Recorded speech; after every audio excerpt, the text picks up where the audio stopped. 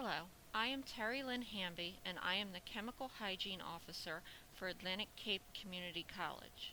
This is an overview of the Chemical Hygiene Plan with details that pertain to your specific duties and environment.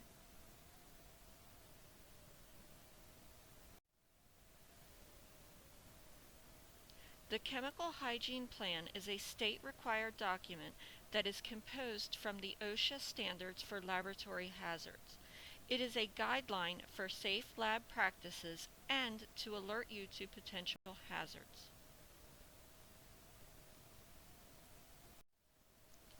Anyone who has access to our laboratories is required to receive training. The Chemical Hygiene Plan is to alert you to potential hazards, how to protect yourself, and ensure the safety of staff, students, and visitors on campus while protecting college property.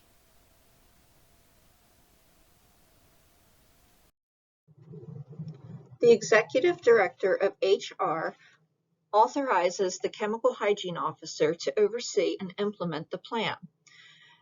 The Executive Director also acts as a liaison between the Chemical Hygiene Officer and the President, who has the ultimate responsibility for the plan.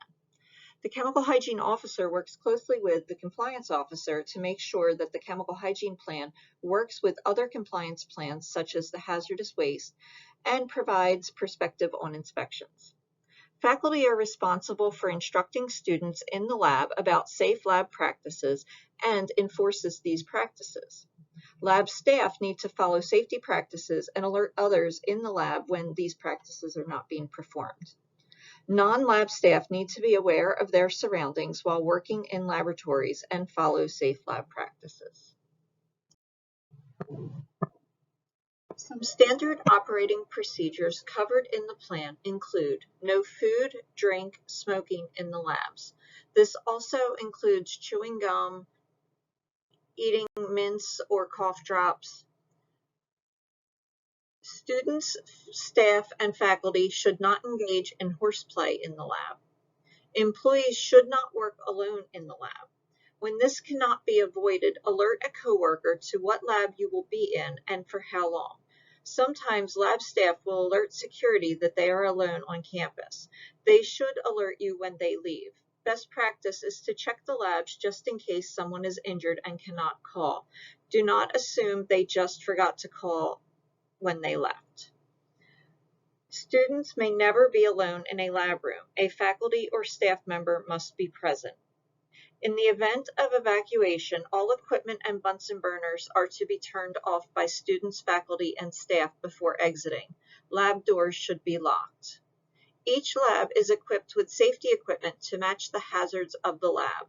We have eye wash, safety showers, spill kits, fire blankets, and fire extinguishers. Always wash your hands when leaving a lab. Security may be called to assist with uncooperative students, either by the faculty member or staff member. Personal protective equipment begins with what you wear to work.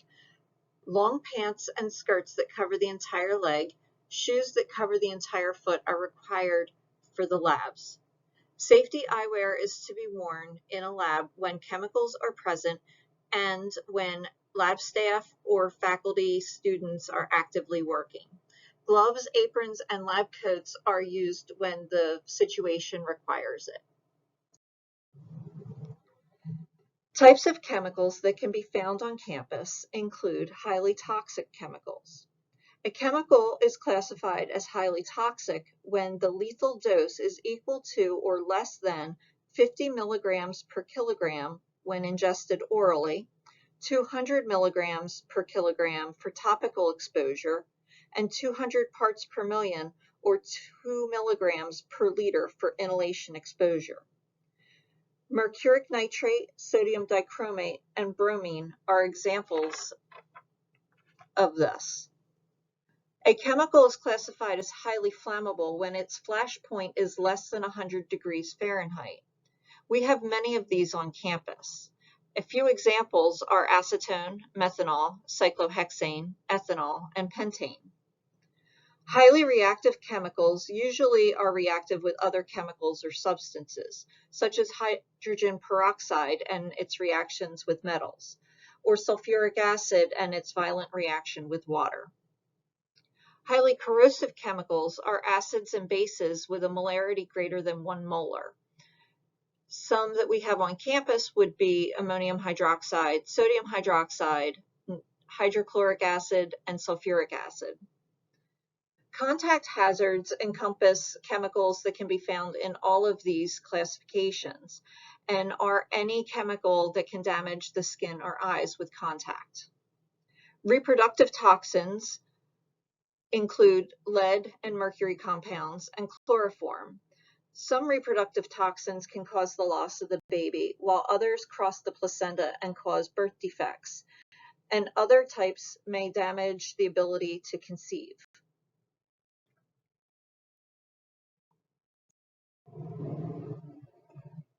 Some chemical controls utilized at Atlantic Cape include ordering smaller sized bottles, looking for less hazardous chemicals, maintaining proper storage and segregating chemicals based on type and hazard, the use of fume hoods with hazardous chemicals, making sure that bottles are properly labeled and unlabeled bottles are properly disposed of. If you see or cause a spill and there is an immediate danger, evacuate and hang the spill signs on the hallway side of the door. Contact the chemical hygiene officer or compliance officer. If there is no immediate danger, contain the spill using items from the spill kit and gather information such as chemical and amount.